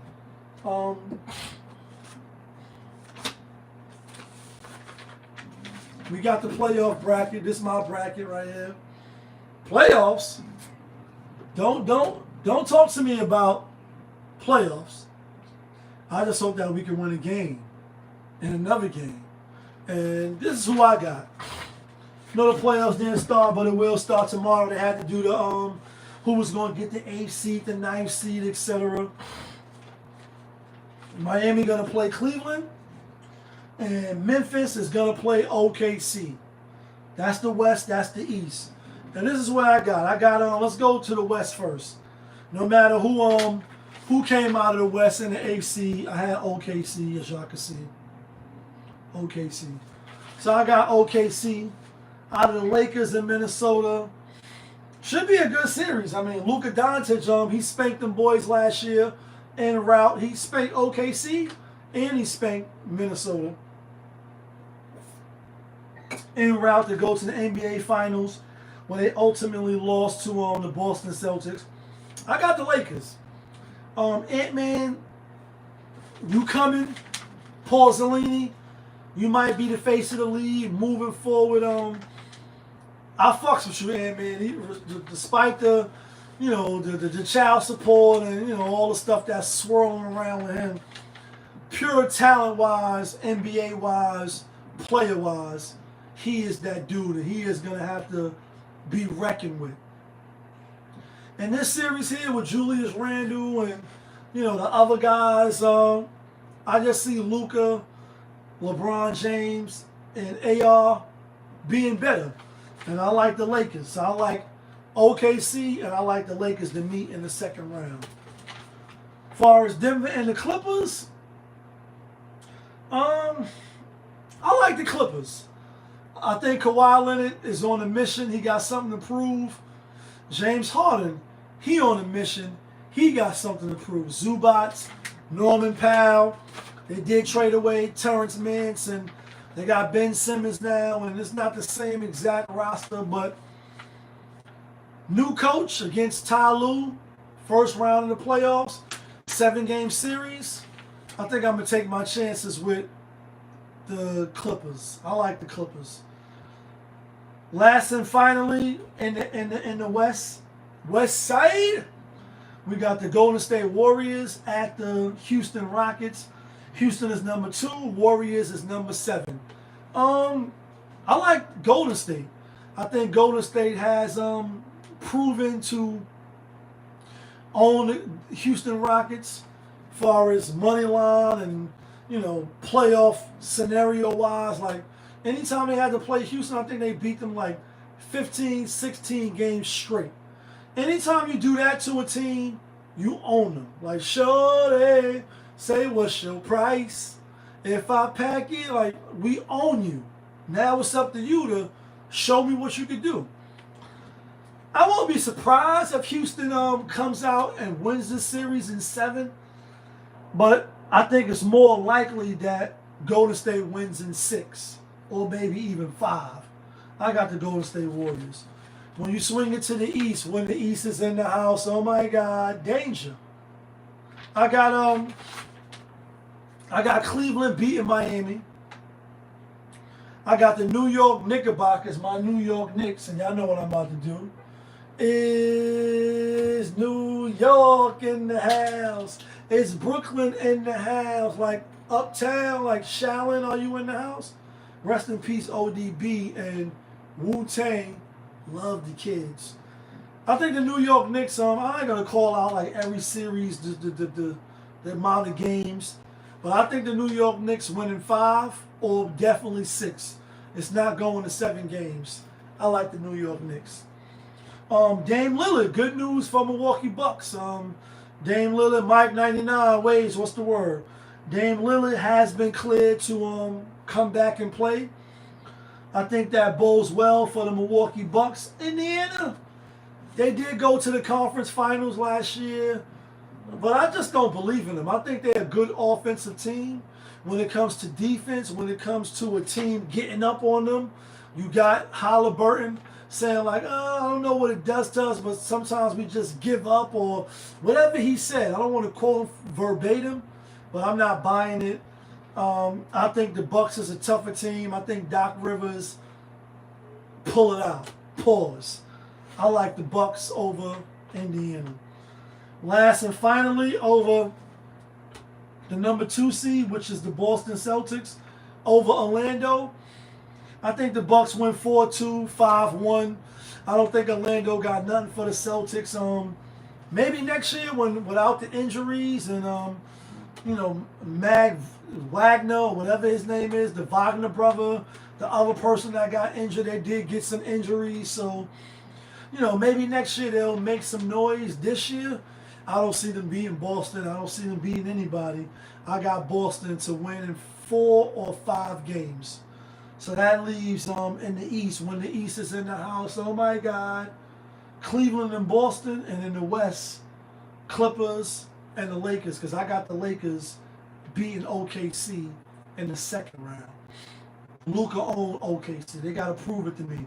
Will I be surprised if OKC pull it out? No, I won't be. But I'm going with the Lakers. I like the Lakers over the Clippers. I like Boston over Milwaukee, meaning it will be Boston Celtics defending a championship title in the finals. Luka Doncic on the 2nd team that he went to the finals with last year, and LeBron and him in the finals against the team that knocked them off last year. I think that's the best storyline. Of course, just if Cleveland was to beat the Celtics somehow, that would be a great storyline. Obviously the Lakers going against Cleveland and knocking the Celtics off, etc. But I don't think they will knock off Jaylen Brown, even though I know he's dealing with a little injury. I think it's going to be LeBron James, not 1, not 2, not 3, not 4, and Jason Tatum. Like, y'all going to say we ain't play nobody anyway, so I guess we got to run it back next year with Porzingis and them. I think it's Boston and the Lakers. I would give a pick tonight, but I'm going to hold off on that. We're not going to give out no picks tonight. We're just going to say I think it's going to be Boston, and I think it's going to be the Lakers. Let me know who you like. Let me know who you taking. Let me know what you think I'm bugging out at. Of course, I appreciate you. All I ask is that you hit the like button for the algorithm, for people to rock with the channel. But y'all know who it is. This your guy, Popovich. Y'all was just tuned in. Popovich TV. We live, we rolling, we unscripted, we authentic. That feeling back up in here. One more again. Yeah, kid. Stay safe over the weekend.